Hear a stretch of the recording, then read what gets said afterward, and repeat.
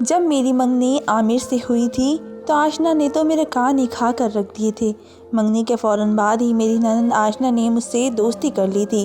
वे जब भी मुझसे फ़ोन पर बात करती थी तो आमिर के बारे में ही बात करती थी।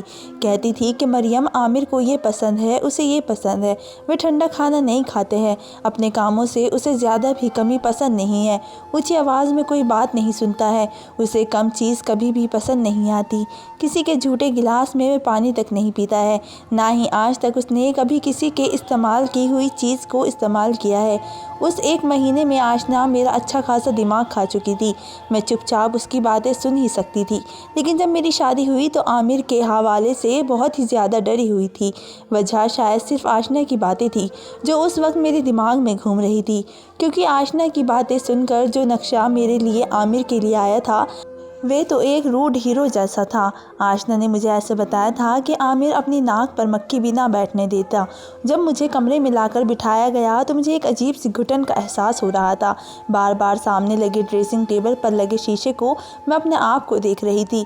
कभी मैं अपनी बिंदी ठीक करने लगती तो कभी ये देखने लगती कि मेरे मेकअप में तो थोड़ी सी कमी नहीं रह गई, मैं अच्छी लग रही हूँ या नहीं, पता नहीं मैं आमिर को पसंद आऊँगी भी या नहीं।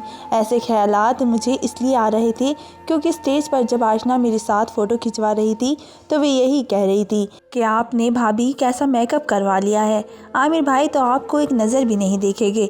अपनी नन के बिगड़े रवैया देखकर मेरे तो होश उड़ के रह गए थे कि मैं कैसी लग रही हूँ। शायद मैं तो अपना मेकअप अच्छे से पार्लर से कराया था। एकदम से कमरे का दरवाज़ा खुला और मैं संभाल कर बैठ गई थी। मुझे लगा कि शायद आमिर कमरे में आए हैं, लेकिन मेरे कमरे में आशना आई थी और कमरे में आते ही उसने दरवाज़ा बंद कर दिया। उसे देखकर मुझे बहुत ही हैरत हुई थी, क्योंकि हमारे यहाँ पर शादीशुदा पहली रात की दुल्हन के कमरे में कुंवारी नन नहीं आती है। एक शर्म की बात समझी जाती है, लेकिन उसके चेहरे से लग रहा था जैसे कुछ बदहवास सी हो। फ़ौरन से मेरे पास आकर कहने लगी कि आखिर वही हुआ जिसका मुझे डर था। आमिर भाई तो कमरे में आने के लिए तैयार नहीं है। अब ऐसे कह रहे हैं कि आपने मेरी शादी की किस किस्म की लड़की से करवा दी है। मेकअप देखा है उसका, लड़की कम मेकअप की दुकान ज़्यादा लग रही है। इतना मेकअप पर लगा रखा है, लड़की कहीं काली वाली तो नहीं है। आशना की बात ने तो मुझे बहुत ही ज़्यादा डरा कर रख दिया था। मुझसे कहने लगी कि मैं नहीं चाहती हूँ कि मेरा भाई यहाँ पर आए और तुम्हें देखकर उसका दिल ख़राब हो जाए। और सोचने लगी कि क्या करूँ। उसने टेबल के ऊपर रखे टिश्यू बॉक्स में से 5 टिश्यू निकाल के लिए और जल्दी से मेरे पास आ गई और देखते ही देखते उसने मेरा तकरीबन सारा मेकअप साफ़ कर दिया था। यहाँ तक कि लिपस्टिक तक मिटा दी थी, मेरी ज्वेलरी भी उतार दी थी। कहने लगी कि आमिर भाई को इतनी ज्वेलरी वाली लड़कियाँ बिल्कुल भी पसंद नहीं, और देखो तो तुम कितना बड़ा झूमर बिंदी तुमने गले में डाल रखा है, इतना बड़ा हार, तौबा तौबा। ये कहते हुए उसने मेरी सारी ज्वेलरी उतार दी थी। मुझे बिल्कुल सड़ा सा करके वह मेरे कमरे से जा चुकी थी। मैं तो उसकी हरकत पर हैरत से उसे देखती ही रह गई थी। कुछ देर बाद मेरे कमरे का दरवाज़ा खुला और आमिर मुस्कुराते हुए कमरे में दाखिल हो गए थे। लेकिन जैसे ही वे मेरे पास आकर बैठे, मुझे देखकर वे चुप से हो गए थे। फिर घड़ी की तरफ देखने लगे थे। कहने लगे कि असल में मुझे सब कज़िन के साथ बाहर रोक लिया था। शादी की रात दूल्हे की यही हालत होती है कि दोस्त उसका पीछा नहीं छोड़ते हैं। ये कहते हैं उन्होंने अपने हाथ पर पहनी हुई घड़ी को दोबारा देखा। शायद मैं ज़्यादा लेट हो चुका हूँ, तुम शायद थक चुकी हो, इसलिए तुमने सारी अपनी ज्वेलरी उतार दी है। चलो ये तो तुमने अच्छा ही किया। उन्होंने बेड पर रखी मेरी ज्वेलरी उठाई और ड्रेसिंग की दराज में रखने लगे। फिर वापस मेरे पास आकर बैठ गए और कहने लगे कि बेशक मुझे ज़्यादा मेकअप पसंद नहीं है, लेकिन ये कहकर वे चुप हो गए थे। फिर कहने लगे कि खैर मैं ज़बरदस्ती का तो काम नहीं कर रहा था। ये कहकर उसने अपनी जेब से एक मुँह दिखाई की अंगूठी निकाली और मेरे हाथ में रख दी और कहने लगे कि इसे पहन लो, मैं ज़रा चेंज करके आता हूँ। ये कहकर वे अलमारी में से अपने कपड़े लेकर वॉशरूम में चले गए थे। मैं खामोशी से बस उसे देखती ही रह गई थी। ना उसने मेरी कोई तारीफ़ करी थी और ना कोई लव से बोला था, और ना ही मुझे इतना समझाया था कि मुझे मुंह दिखाई कि अंगूठी ही पहना देता। एक लड़की क्या कुछ ख्वाब अपनी आंखों में सजा के अपने पति के घर आती है। कुछ देर बाद जब आमिर अपने लिबास में बाहर आए तो मुझसे कहने लगे कि जाओ तुम भी जाकर चेंज कर लो। मैं उठकर खड़ी हो गई थी, अलमारी से अपने सादे से कपड़े निकाले और वॉशरूम में चली गई थी। मेरा दिल उस दिन बहुत ही बुरा हुआ था। आमिर कुछ अगर मेरी तारीफ़ कर देते तो कुछ ख़राब नहीं हो जाता। मैं इतनी भी आम शक्ल सूरत की मालिक नहीं थी, अच्छी खासी सूरत थी। अपना चेहरा धोते हुए मुझे बहुत ही रोना आ रहा था। जब मैं सादे से कपड़े पहन कर बाहर आई और आमिर के सामने आकर बैठ गई तो वो कहने लगी कि मेरी माँ और मेरी बहन मेरे लिए बहुत ही ज़्यादा अहमियत रखती है, इसलिए उनकी ज़बान से मैं तुम्हारे लिए कोई शिकायत नहीं सुनना चाहता हूँ। बस इस बात का ज़्यादा ख्याल रखना। और आशना में तो मेरी जान बसती है और तुम्हारी वजह से उसकी आंखों में ज़रा भी आंसू आए तो सोच लेना कि तुम्हारे साथ कितना बुरा पेश आ सकता हूँ। ये थी मेरी शादी की पहली रात।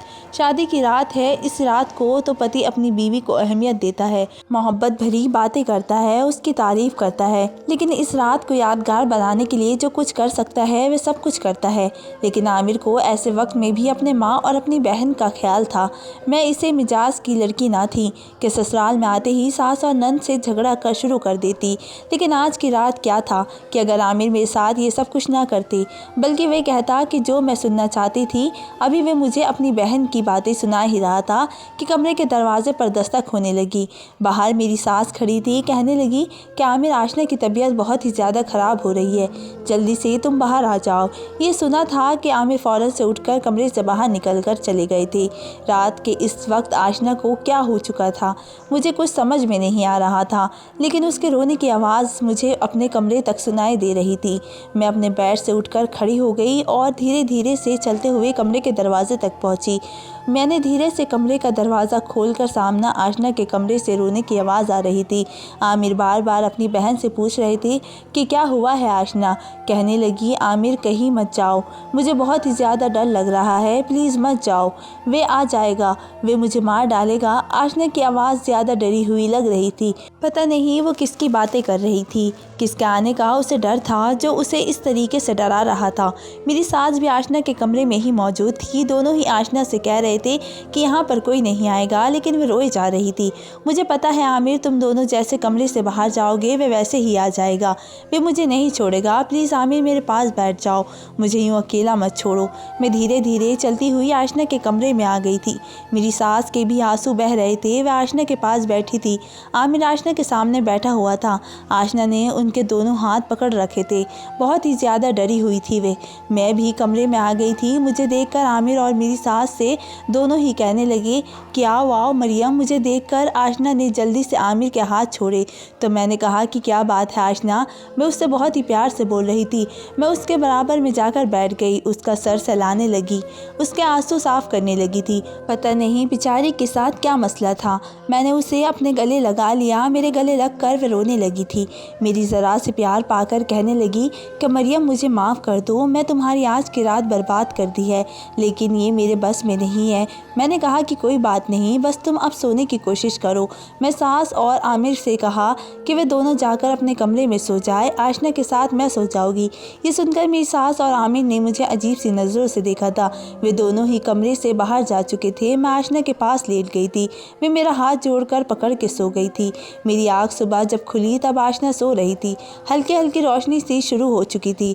मैं उठकर अपने कमरे में चली गई थी, लेकिन जब कमरे के अंदर दाखिल हुई तो आमिर सामने सोफे पर बैठे सिगरेट पी रहे थे। किसी गहरी सोच में घूमते देखकर मुझे उन्होंने सिगरेट बुझाया था। पूरे कमरे में अंधेरा ही अंधेरा था और धुएं से भरा हुआ था। उनकी गुलाबी आंखें इस बात की गवाही दे रही थी कि वे पूरी रात सोए नहीं हैं। पता नहीं आशना के साथ क्या हुआ था कि वे इतनी ज़्यादा डरी हुई थी। आमिर ने मुझे देखकर सिगरेट बुझाई और सोफे से उठकर मेरे पास आ गए। कहने लगे कि Mariyam thank you so much. मैंने कहा कि ये किस लिए? तो कहने लगे कि तुम ना आज की रात के लिए बहुत से ज़्यादा ख्वाब सजाए होगे, लेकिन आशना की तबीयत की वजह से। मैंने कहा कि आमिर, आशना मेरी भी बहन है। आपके घर में आपके साथ आपके बाकी रिश्ते भी मेरे दिल से निभाना चाहती हूँ। और फिर आपने शादी की रात यही तो फरमाइश आपने मुझसे करी थी। मेरे याद दिलाने पर आमिर को शर्मिंदा से होने लगे थे, क्योंकि उन्होंने मुझसे बहुत ही सख्त और उखड़े लहजे में बात करी थी, जबकि मेरा रवैया बिल्कुल अलग था। उन्होंने मेरे गले में अपने हाथ डाल दिया और कहने लगे कि हाँ, मैंने तुमसे ये फरमाइश करी थी, लेकिन शायद मेरा लहजा और अंदाज़ बिल्कुल ठीक नहीं था। मैंने कहा कि कोई बात नहीं आमिर। मरियम, तुम जानती हो हो, तुमने मेरा दिल जीत लिया है। ये कहकर उन्होंने मुझे अपने गले से लगा लिया था। वे मेरा गिला दूर कर चुके थे। जिस मोहब्बत की मैं रातों में उम्मीद कर रही थी, वे मुझे दिन की रोशनी में मिल चुकी थी। सुबह 10 बजे तक मैं नहाकर एक फैंसी से कपड़े पहनकर बाहर आ चुकी थी। आमिर सो रहे थे। मेरी सास उस वक्त किचन में नाश्ता बना रही थी। मैं भी किचन में चली गई थी। मुझे किचन में देखकर वे कहने लगी कि तुम यहाँ पर क्यों आ गई हो? बेटा, मैं तुम्हारे लिए नाश्ता बनाकर बाहर लेकर आती हूँ। मैंने कहा कि कोई बात नहीं, मैं इस घर की जिम्मेदारी बहुत जल्दी खुद पर ले ली थी। मेरी सास भी बहुत ज़्यादा अच्छी थी और आमिर का रवैया मेरे साथ बहुत ही अच्छा हो चुका था। बस एक आशना थी जो मेरी समझ से बिल्कुल बाहर थी। कभी तो उसका रवैया मुझे बिल्कुल इतना अच्छा हो जाता कि बहनों भी क्या आपस में इत्तेफाक और मोहब्बत में रहती होगी, लेकिन कभी कभी वह मुझसे बहुत ही ज़्यादा नफरत करती थी। मेरे लिए आशना एक उलझी हुई पहेली बनती जा रही थी।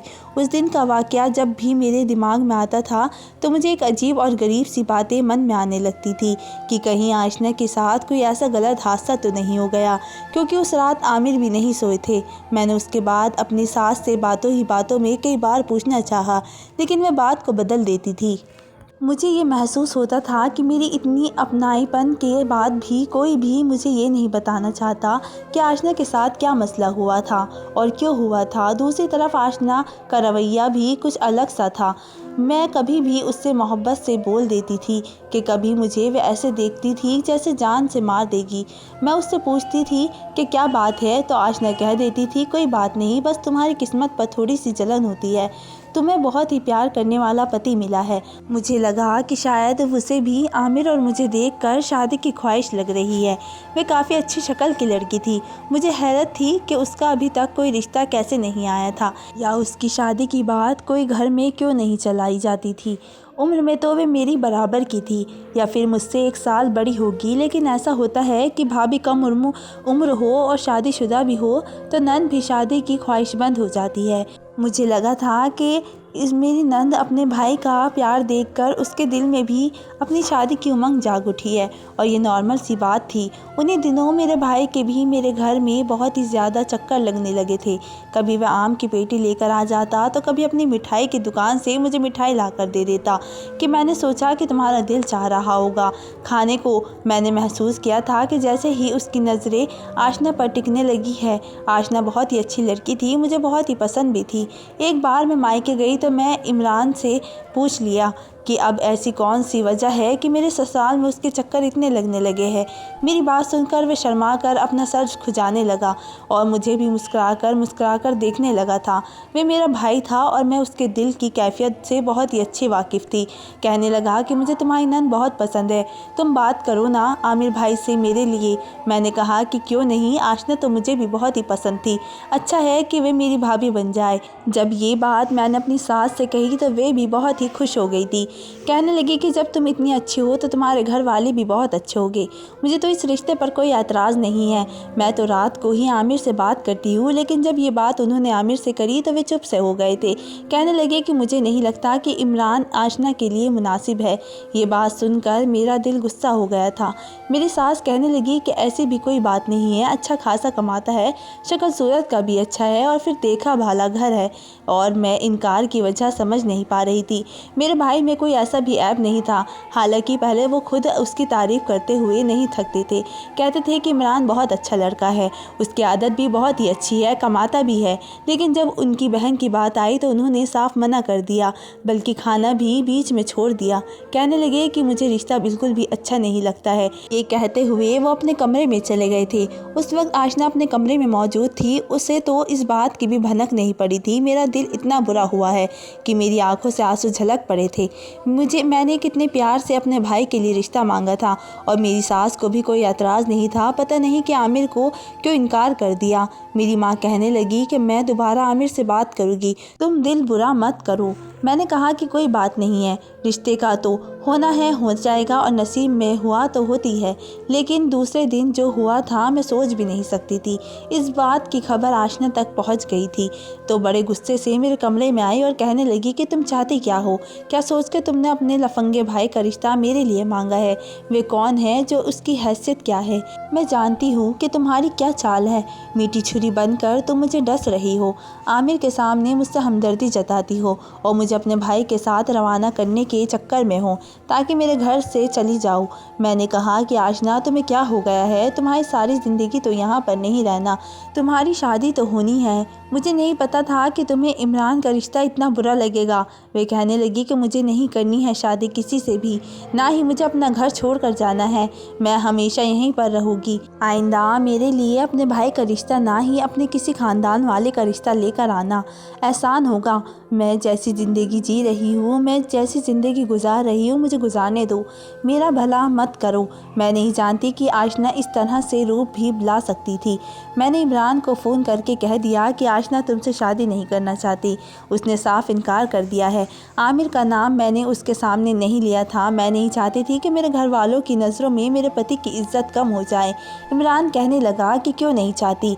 आपकी नन मुझ में क्या बुराई है? मैंने कहा कि तुम उसे छोड़ दो ना इमरान, भूल जाओ ना उसे। वे नहीं चाहती तो मैं क्या कह सकती हूँ? मेरे भी ससुराल का मामला है, मैं दोबारा तुम्हारा सवाल नहीं उठा सकती हूँ। मैं तुम्हारे लिए आशना से भी ज़्यादा खूबसूरत लड़की ढूंढूंगी। मैं अभी इमरान से बात ही कर रही थी कि उसने फ़ोन बंद कर दिया था। मैं जानती थी इस वक्त वे किसी तकलीफ़ से गुज़र रहा होगा, लेकिन मुझे ये भी पता है कि वे दोबारा आशना की तरफ नज़रें भी उठा कर नहीं देखेगा।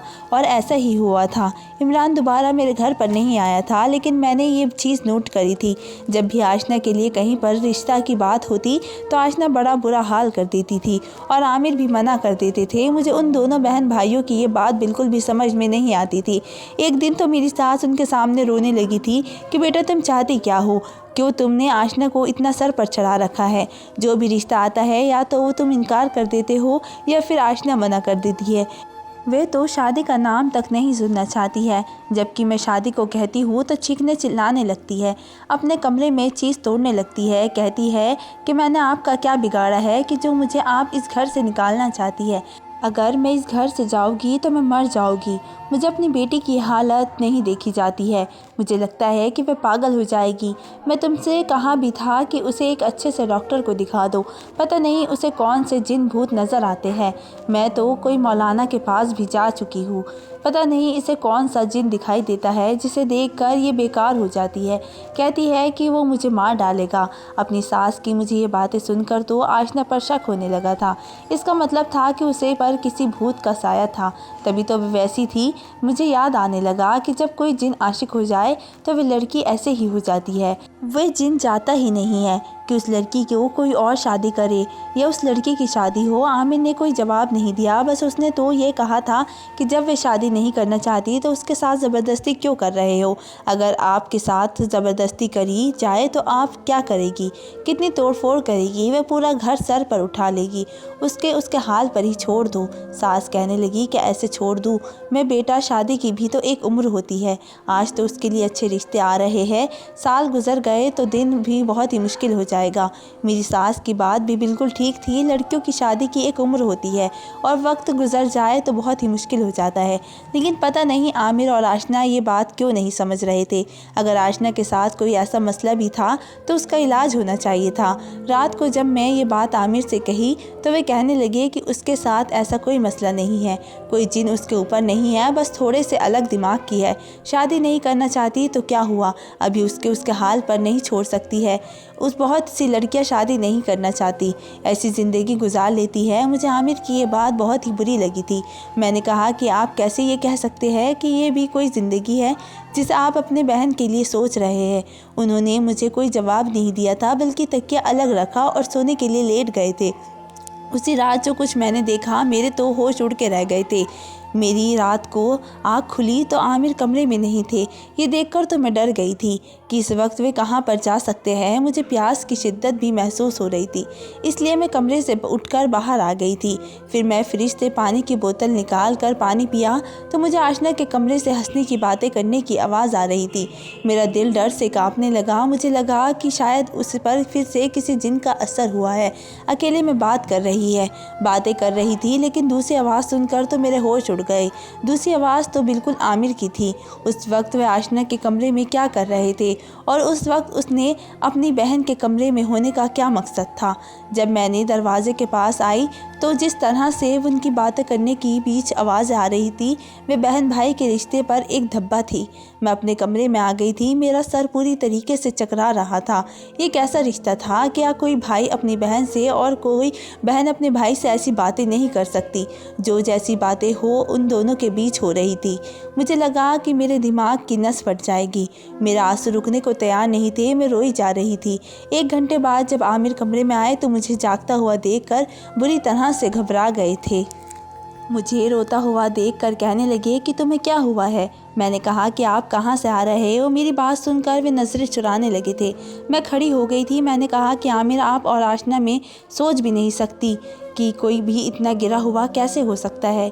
मेरी बात सुनकर वे कहने लगे कि वे मेरी बहन नहीं है। मेरी ये बस बात सुनकर तो मुझे एक और झटका लगा था।